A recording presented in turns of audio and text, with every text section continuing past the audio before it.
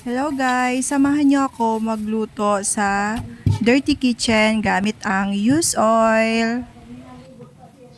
Ang lulutuin ko ngayon ay adobong pata. Una, papakuluan ko na muna para malambot siya bago ko igisa.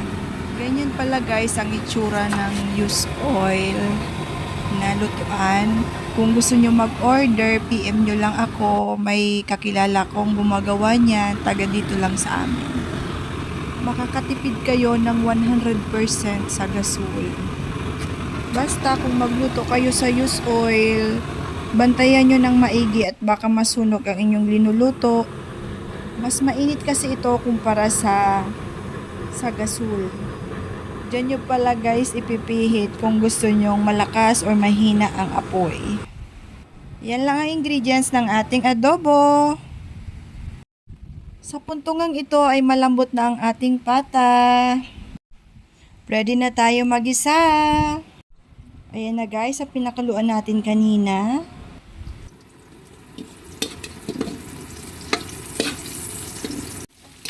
Ay, dura yun. Tarasikan. Limtian talaga taralsikan pang lana guys. Nag-adobo palan kami guys. Sa pirmina sa ng paksiw na pata. Masirang baga kaya guys ang paksiw. Lalo na pag inabot ka pagbanggi, pwede pang pulutan ka mga nagiirinuman. Masiram ba kayang higupon ang sabaw kang paksiw? Nagutuman pati ako guys pagluto, kaya nagkaon tulos ako. Kaya let's eat! Tapos sunindo guys hanggang sa dulo, tamay gwapo sa pinakahurihan ka ini.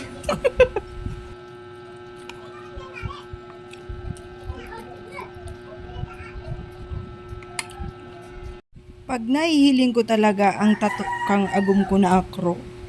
Nagkukulog ang buot ko, tas sabi da sa ko, mapatato lang ako lab. Ang pandok mo ipapatato ko.